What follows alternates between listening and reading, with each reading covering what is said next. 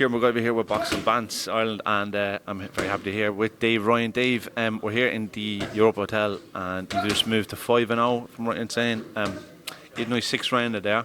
I know you wanted more. I know you wanted an 8-rounder, but you've done 6. How did you feel you did tonight? Yeah, I did. I did brilliant. I don't think I did anything wrong. Probably a few silly things, but apart from that, it was perfect. Punch perfect. Yeah, there was not much more I could have done. Was stop him. That was it. But yeah, it was good. Good to get back. Opponent like that, and not to give him any discredit him, but you're probably happy he didn't go the 8 rounds, because you were probably looking at the second or third round.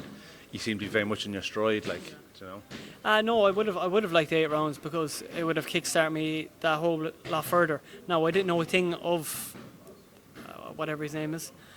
The opponent, I just thought, I did not know one thing of him. I didn't know he had an amateur and he was on the GB team. The lads told me that after I fought him. So I went in blind. I like to do that, because I don't care what they can do. I only focus on what I want to do. But I didn't have a clue what he was like or how tall he was. He was fairly tanned. But yeah, look, it was a good test. He was durable. That's it. You were speaking just about your camp. Did you have? Was it a tough camp for you? Yeah, grueling camp. I was training twice a day, every day. I had some of the best sparring I've ever had. I've had the likes of Lee Reeves, Paddy Donovan in. I've had Brendan McCarthy in to help me. I had Miles Casey in to help me. Phenomenal. There wasn't a thing I didn't do in this camp. I was gone most mornings at 5 o'clock to train, and I wasn't home till 10 o'clock that evening. So it was long days, and I was grafting. So Sanny Kelly won the Celtic title last week, and there's lots of names in the hat, and Ian mentioned on the way down that you were one that would be in the hat for fighting him, either for the Celtic or if he went on to fight, let's say, Lee for the Irish title. Obviously, because you haven't had your 8-rounder, you wouldn't be eligible just yet. We want an 8-rounder next, so we can fight for the Irish. Yeah. I think the Celtic doesn't hold a lot of value. We're 2 Irish lads. Let's fight for the Irish. It makes sense. I'll get an 8-rounder in, and then I'll fight for it. I've only got 5 fights, I haven't had an amateur background, so people are forgetting that still. I'm being fast-tracked, but I want that. I want to be fast-tracked. I know where I'm going to be then. I'm not doing this as just doing it for a bit of crack. I'm doing this because I love it.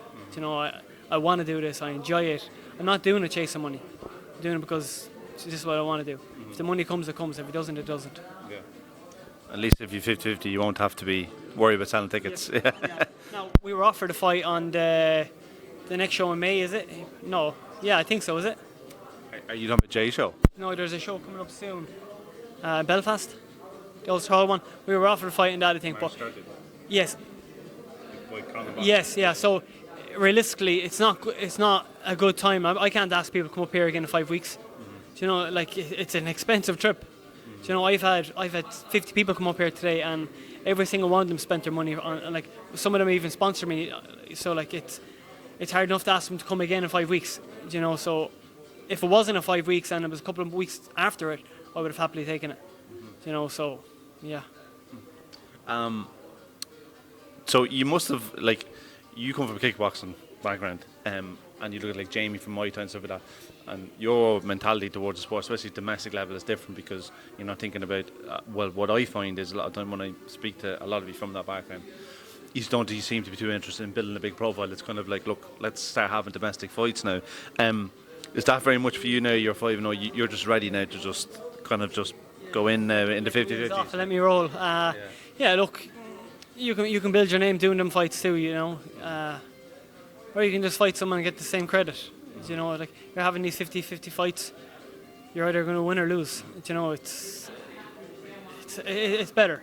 Yeah. It's better for everyone. Look at the people coming. They know you're there. You have people coming and they're spending money on tickets. They want you to see you in a good fight. So it's that bit better for all of us. I'm sure with all your sparring that you're having with those people that are in that pot, that it's going to be good for you anyway, from all the spars that you're having with them. Yeah, unbelievable. I actually, this whole training camp, nothing. I thought last week, I was okay, final week, something's going to go wrong, because everything was so smooth. I was kind of I had my last spar on the Wednesday. I was I'm just calling it. That's camp. It's done. I was kind of don't jinx anything. Everything's ran so smooth. that's enough. So we just continued ticking over by ourselves in the gym with Sean. That was it, and it was just so perfect. For once. For once.